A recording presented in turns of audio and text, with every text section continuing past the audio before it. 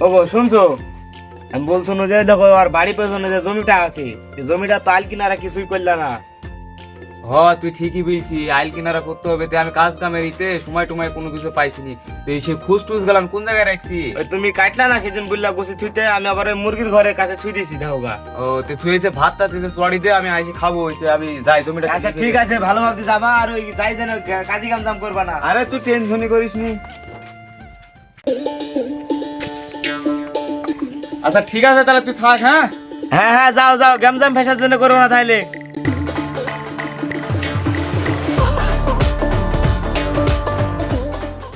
এই তো চলে আসি আমার জমিতে যাই। সম্বন্ধে বহুত আবাদানি করেছি, এবার আমার জমি আমি দখল করি।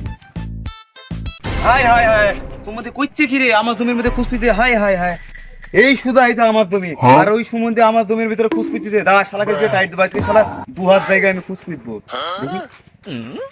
ওই শালার আজকে 2 হাত জায়গা আমি দখল করবো দেখি।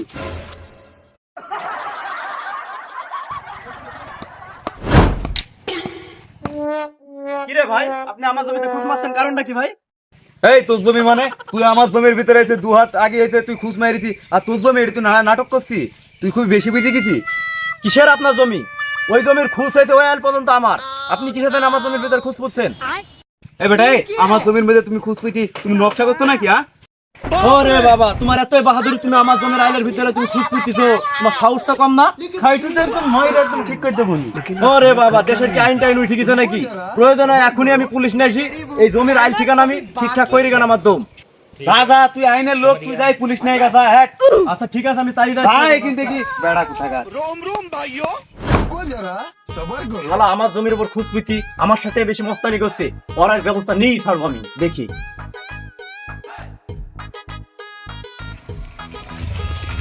আরে স্যার স্যার স্যার দাঁড়ান দাঁড়ান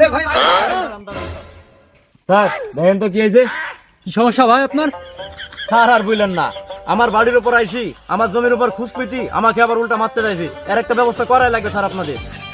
ঠিক আছে ভাই, আপনি শান্ত হন। এই হাবিলদার চলো তো দেখি ভাই। আচ্ছা আপনি ঠিক আছে ভাই, জোরে জোরে আসেন ভাই, জোরে জোরে আসেন।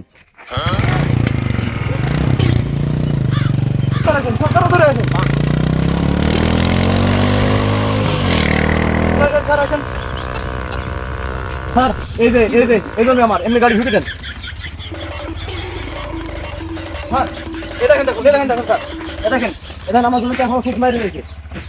স্যার দেখেন তো এই লোকটা চেনা চেনা লাগছে না? আরে হ্যাঁ, এই তো ভদ্রলোক মফিজ মিয়া। নামও তো দেখি হাবিলদার, কি সমস্যা?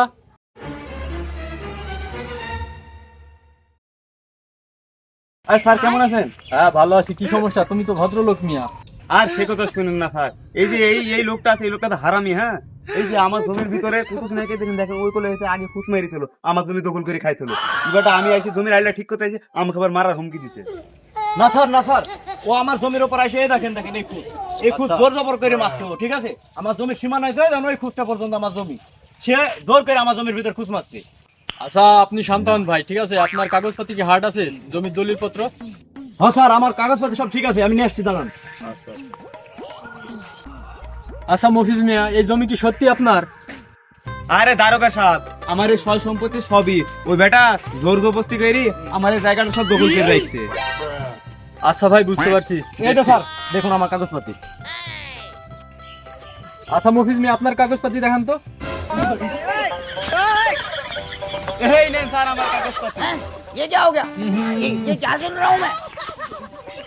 আরে মফিজ ভাই, আপনার জমি আর ওই 10 হাত দূরে আগে যাবে। এই মিয়া, আপনার ভুয়া কাগজ। কি বলছেন স্যার? স্যার এটা আমার কেমন বিচার করলেন?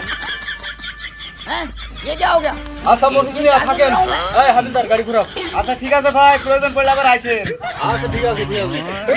শালার পুলিশ নিয়ে আসলাম না দালাল নিয়ে আসলাম। Bye bye, tata.